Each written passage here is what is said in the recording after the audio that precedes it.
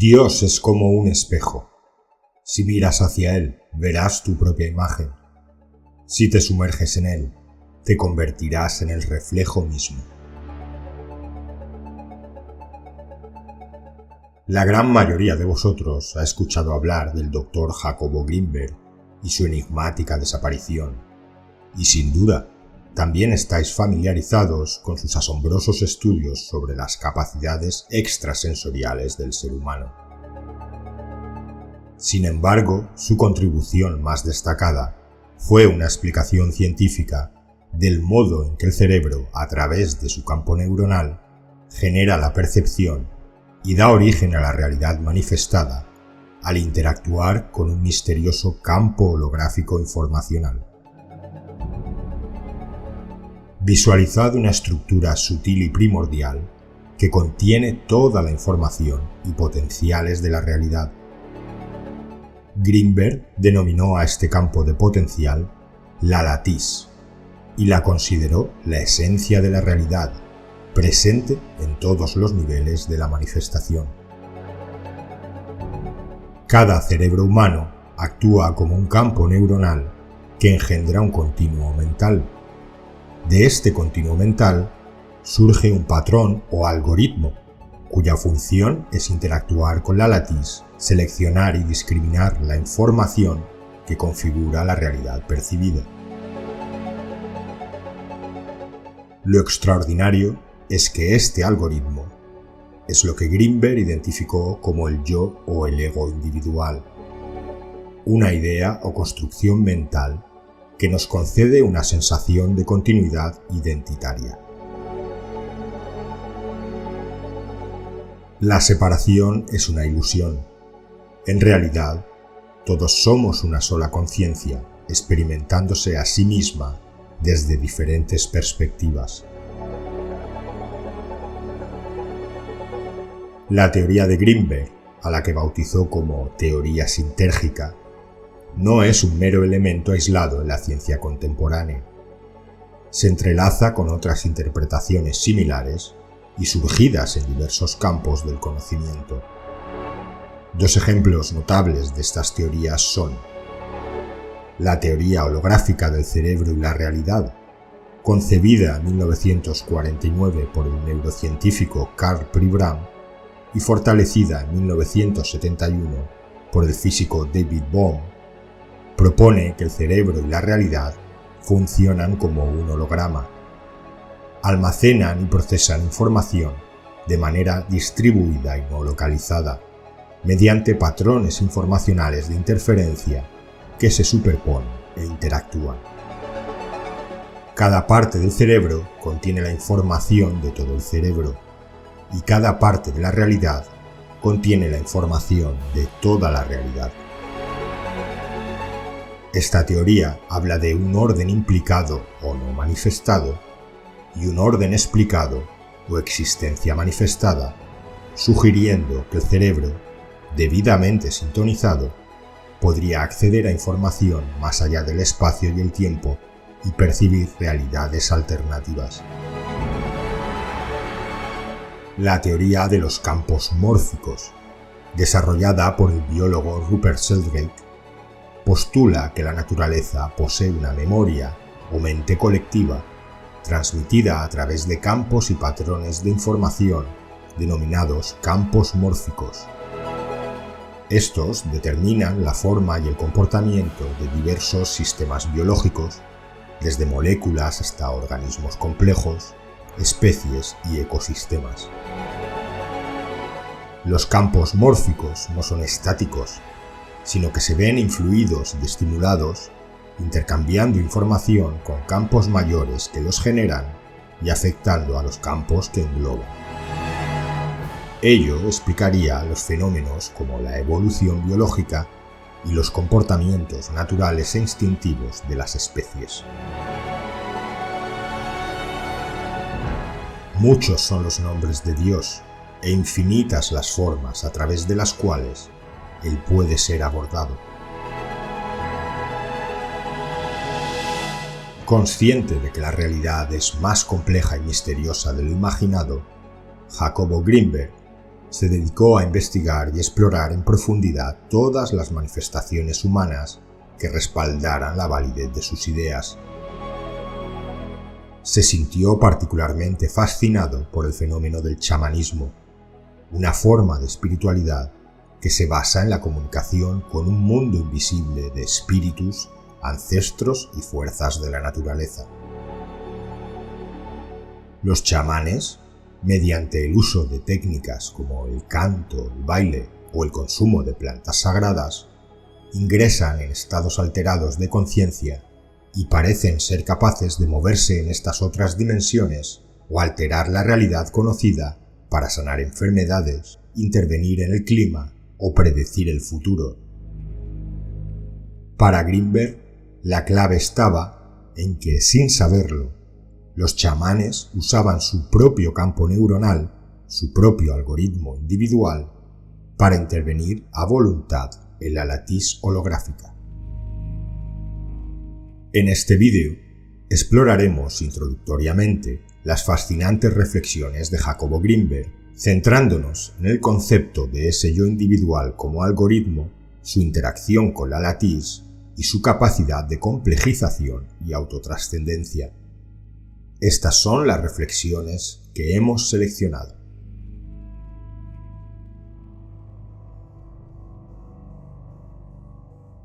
El yo no es una entidad, sino simplemente una idea.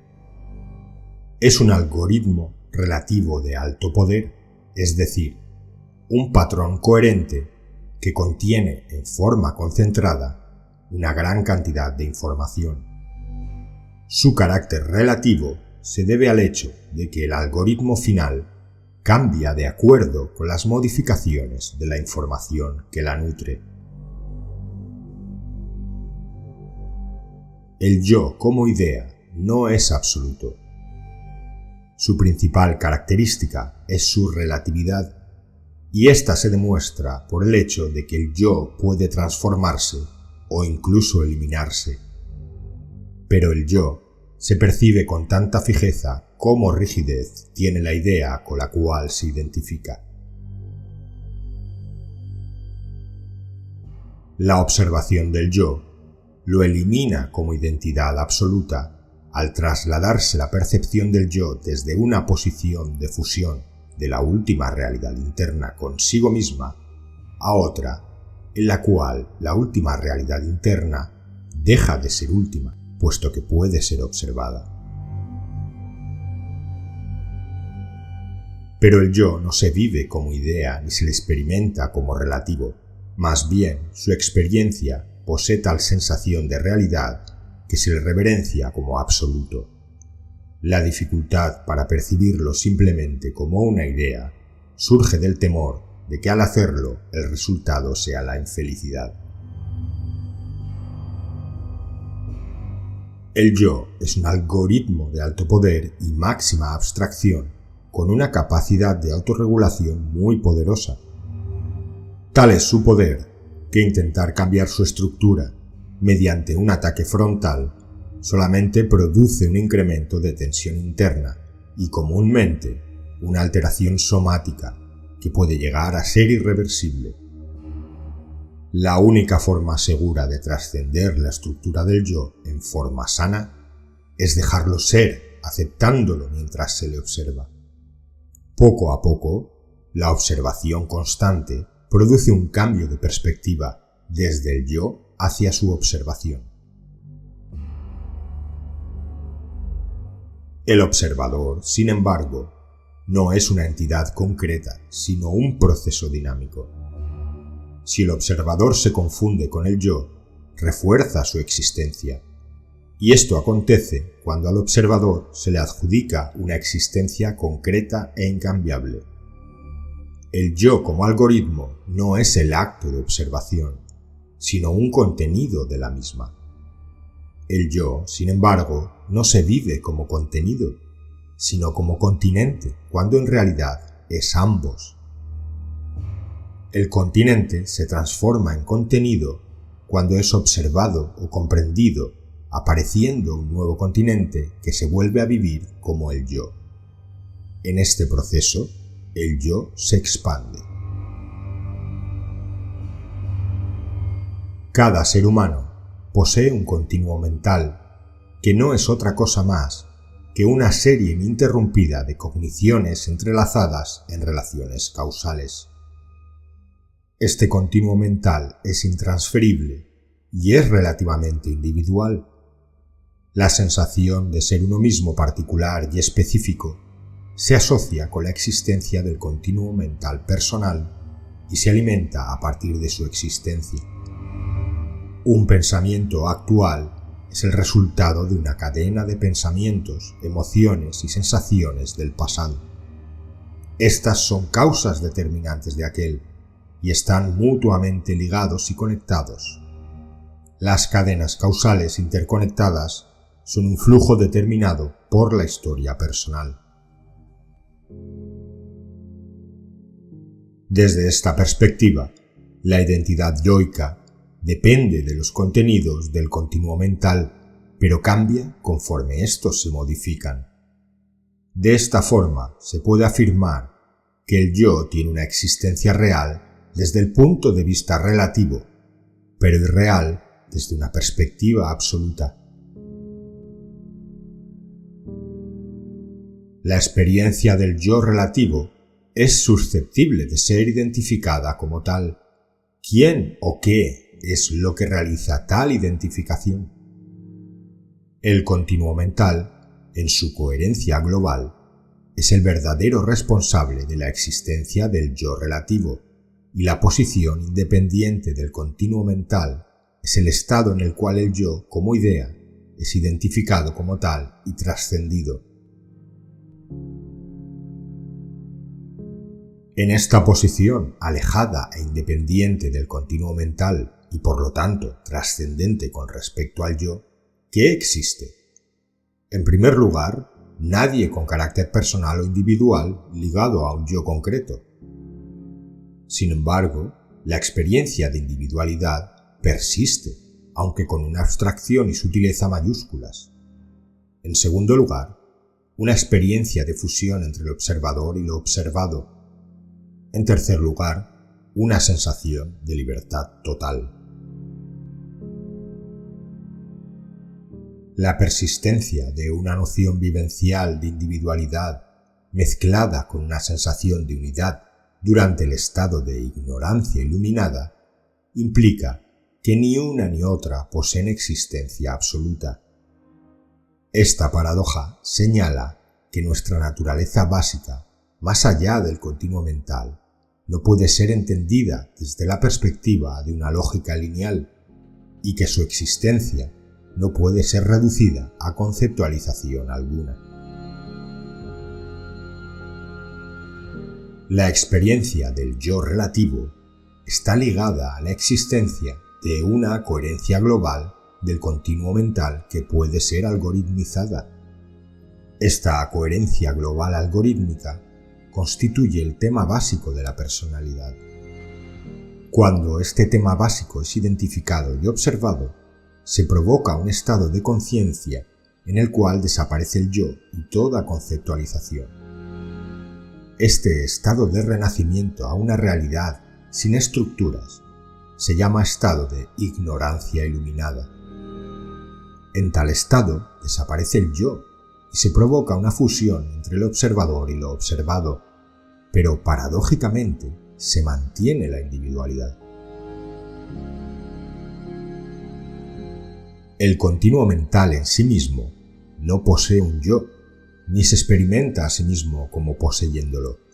Sin embargo, sí posee una cohesión interna y una coherencia global que se interpreta como el yo.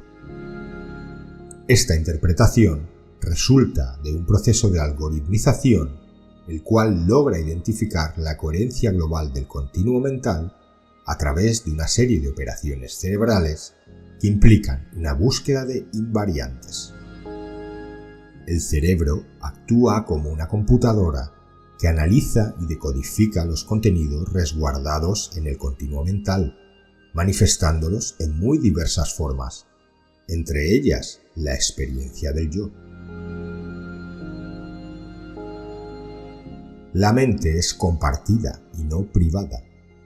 Los pensamientos y el estado de conciencia de un sujeto se comunican directamente a otros sujetos.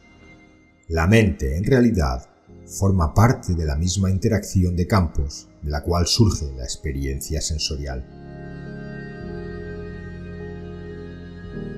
La máscara es lo aceptado y la sombra lo rechazado. Cuando la sombra se activa, el sujeto acusa al exterior o a otros sujetos por su aparición. En los casos más graves, la sombra se manifiesta como alucinaciones o delirios de persecución. El sujeto, incapaz de aceptar como parte de su identidad real a los aspectos negativos, los proyecta a los otros, salvaguardando así su identidad con los aspectos positivos. Cuando la tensión entre la personalidad y la sombra se hace insuperable, sobreviene una crisis de identidad, la que o bien se somatiza provocando una enfermedad y en su extremo la muerte, o bien activa un proceso de incorporación de la sombra a la máscara. Cuando esto último sucede y el sujeto logra aceptar como parte suya lo negativo que antes rechazaba y proyectaba al exterior, sobreviene un cambio de conciencia. Lo que experimentamos es parte nuestra. Vivir íntegramente es aceptar que somos uno y únicos. Si lo que sentimos no se ajusta al concepto que tenemos de nosotros mismos y luchamos en contra de lo que experimentamos, perdemos nuestra unidad, nos dividimos y dejamos de ser. Aceptando todo lo que experimentamos como parte de nuestra unidad, nos recuperamos. Pero para ello, la fe es indispensable. Por ello, la fuerza está en la fe y la medicina es la aceptación. Porque sin fe, el temor de perdernos nos gana y preferimos mantener una máscara de nosotros mismos, mostrarnos a los otros y a uno mismo en apariencia y falsedad, en el ideal del yo y no en su realidad. Cada cuerpo yoico en expansión implica un conjunto, cada vez más extenso, de correlaciones con procesos, eventos y objetos. En realidad, el mismo nivel del yo constituye un cuerpo de correlaciones, de tal forma que a cada nivel de individualidad le corresponde un nivel de realidad externa. A medida que acontece la expansión yoica, lo que antes formaba la frontera entre lo interno y lo externo, entre la realidad anímica y la objetal, se diluye o dilata, incorporándose en una matriz unificada que cada momento se hace más grande. En el extremo de la ausencia del yo, cuando ninguna invariante topográfica exista y la duración del presente de la individualidad tienda al infinito, todo lo externo se volverá interno, todo lo objetal se transforma en anímico y dejaría de existir la dicotomía entre el observador y observado, tal y como todas las corrientes místicas lo predicen para el caso de la iluminación y la conciencia de unidad. La misteriosa visión de un mundo mágico en el cual todo responde y todo posee significado es una manifestación de un incrementado cuerpo de correlaciones que ahora se identifica con la individualidad yoica. Las consideraciones anteriores implican que lo que vivimos como acontecimientos externos son realmente proyecciones del continuo mental.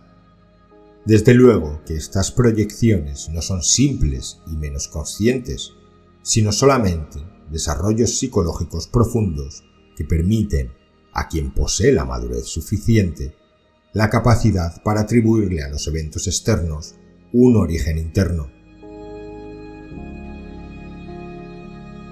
Se requiere de una gran sinceridad y de una enorme responsabilidad aceptar que los acontecimientos externos que modifican y provocan cambios personales son realmente un producto del continuo mental individual entrelazado con los continuos mentales de otros individuos.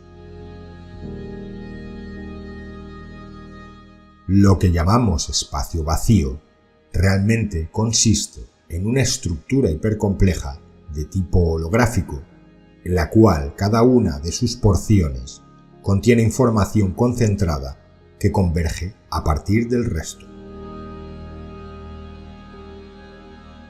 La observación siempre provoca un salto en los niveles de conciencia. El mejor ejemplo en este sentido es el paso que se produce cuando un sujeto deja de identificarse con los contenidos de sus pensamientos y es capaz de observar a estos simplemente como pensamientos y no como realidades últimas. El acto y el no acto se convierten en lo mismo. El pensamiento y el silencio se vuelven lo mismo. No existe tema ni memoria, todo es novedoso y sabio en su milagroso aparecer y acontecer. Él siempre es nuevo, pero nunca conocido. Su vivencia guía, pero no es un camino para llegar a una meta. En él, el camino y la meta son uno. No se fluye en él para llegar a él, porque fluir en él es estar en él. En él no hay yo, solamente sin yo se le puede experimentar a él. El yo es un filtro para él, un obstáculo para su vivencia, un velo para su luz. Pero para quedarse sin yo, es necesario aceptar que él también en el yo se encuentra y que el yo desde él es alimentado.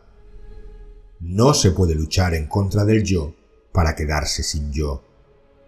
La lucha en contra del yo tiene como efecto fortalecer al yo. Quedarse sin yo es aceptarlo a él como origen del yo.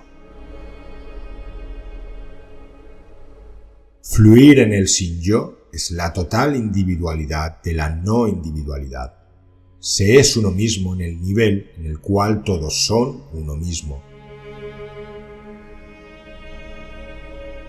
El objeto es en verdad un proceso, pero es percibido como objeto sólido como resultado de su algoritmización.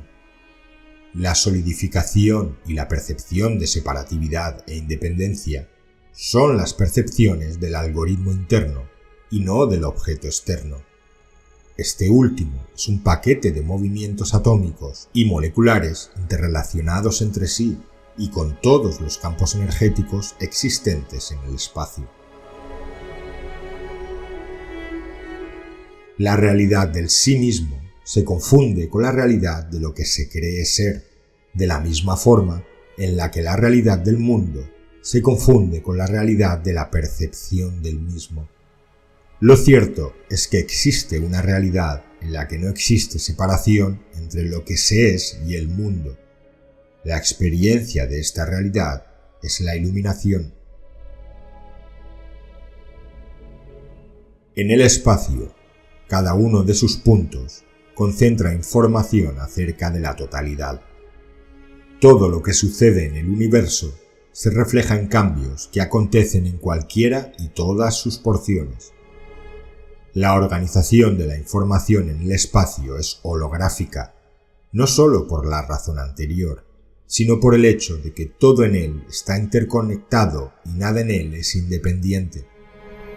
Lo que está sucediendo en este lugar repercute y afecta en todas las zonas del espacio, y lo que acontece en todos los puntos del universo está representado aquí. Cada nivel de la identidad yoica contiene la semilla de la realidad. A partir de la sensación indefinible de ser en el neonato, la experiencia asociada con la identidad corporal en el niño y todos los niveles de identidad subsecuentes, la realidad está presente, pero limitada por alguna estructura solidificada. En otras palabras, lo que siento ser como mi yo contiene la experiencia de la realidad, y ésta se encuentra en toda la escala de mi desarrollo hasta la misma iluminación. La diferencia es que en esta última, mi identidad es la misma realidad, sin filtros ni separaciones, mientras que antes, la misma realidad era experimentada como un yo, pero en forma limitada y distorsionada. El yo desde el cual observamos el mundo es el mismo yo desde el cual el mundo se observa a sí mismo. Experimentar el hecho de que la imagen se ve a sí misma y el sonido se oye a sí mismo es situarse en la realidad de la iluminación, y allí el sabor de ésta es pleno y completo. En todas las demás identidades, la experiencia del yo también contiene el sabor de la iluminación, pero en un grado menor y con una cognición equivocada. En la realidad, nada existe excepto ella, porque la solidez de todo ha desaparecido. Esta desaparición se produce cuando se percibe con claridad que la solidificación fue solo un mecanismo adaptativo y necesario para evitar ser internado en un hospital psiquiátrico occidental. La identidad sin solidificación es la identidad de un yo sin separaciones.